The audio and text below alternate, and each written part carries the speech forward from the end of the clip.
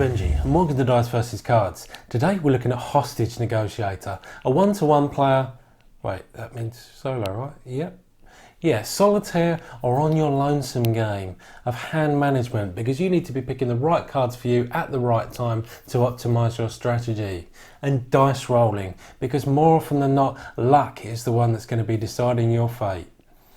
So you play the aforementioned Hostage Negotiator, and your job is to talk down Johnny or Jane, deranged mentalist, because no pressure, if you don't, you might end up killing one or multiple hostages. So let's see how this plays and whether this could be the next game for you.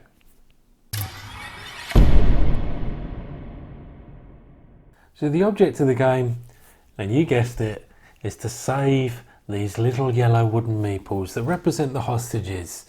So over here we've got the hostage taker, and there's 3 that come in the core box, and each of them are going to have some different major demands. And you'll also be starting the game with an escape demand, and once these are flipped they'll give you certain options. And then you've got the hostage taker's terror deck, so at the end of every turn something probably bad is going to happen. So most of the work goes around this player board here. You've got a threat level in a circle here, and the starting point for that threat level, it depends on who the hostage taker is. So Arcane Mouser starts you at threat level 4 and with 7 hostages.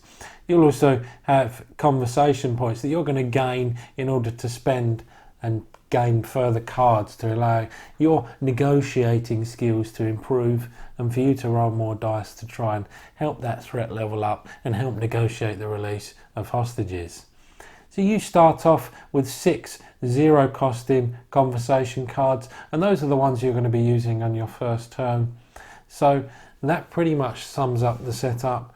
Let's get into the gameplay. So each turn is broken down into 3 phases, and the bulk of the action takes place in the first phase, the conversation phase. And this is where you're going to be playing cards from your hand and rolling dice off the back of it.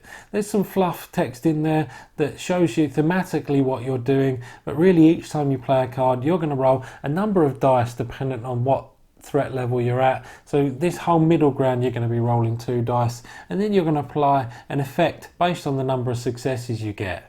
So a 5 or a 6 is a success, but you can also discard 2 cards from your hand to make a 4 a success as well. So here with this what are your demands card, once you play it and roll the relevant dice, let's say you just got 1 success. You then got a choice to either reveal one of these demands, and these tend to give you certain abilities that you can concede but will give you a short-term benefit but will generally have a long-term disadvantage to your plan. Or you can add 1 conversation point, and you're going to be spending conversation points in the next phase. However, if you don't get any successes, in this example, you're going to increase that threat level by 1.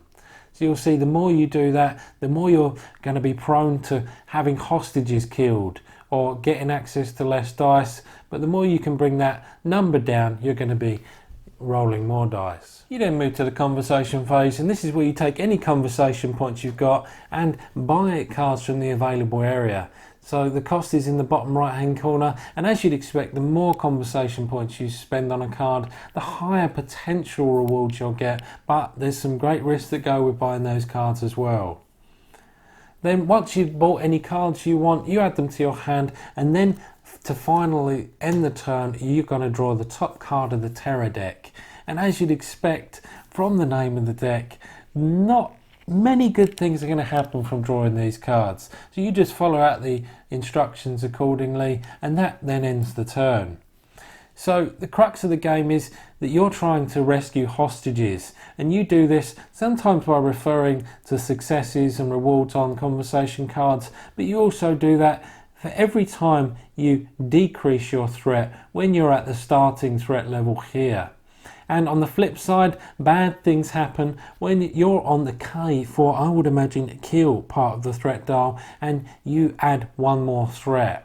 Each time you do that, you'll either kill or save a hostage, and the object of the game is for you to eliminate or capture the hostage and save at least half of the hostages, which is a bit of a loose win condition, but trust me, this is a fairly hard game. So that's an overview of how this game plays. What did I think of it?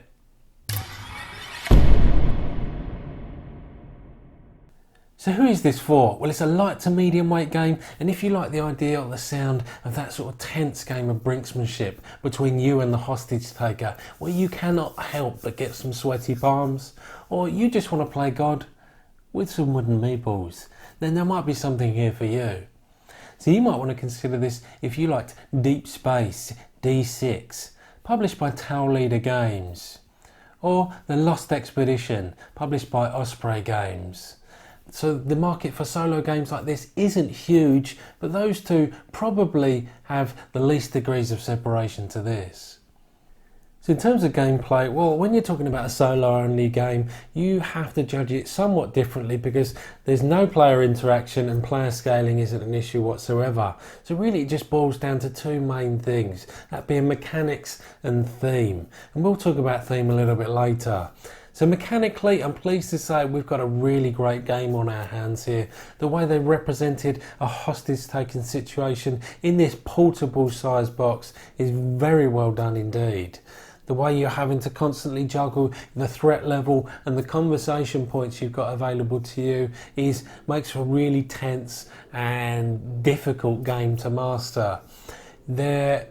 You really do have to min-max all of the hand management in the game, choosing which cards to use each time, because there are really very few low impact decisions that you make when playing this game. Unfortunately, min-maxing games sometimes mean you fall into an analysis paralysis trap. But I'm pleased to say here, just the way the game flows really just makes you ultimately make a decision either way fairly quickly, because that's one of the upsides of having dice rolling as well. Yes, it's luck based, so look, you cannot analyse too much on your decisions because the dice might betray you either way. So blah blah blah blah blah blah blah.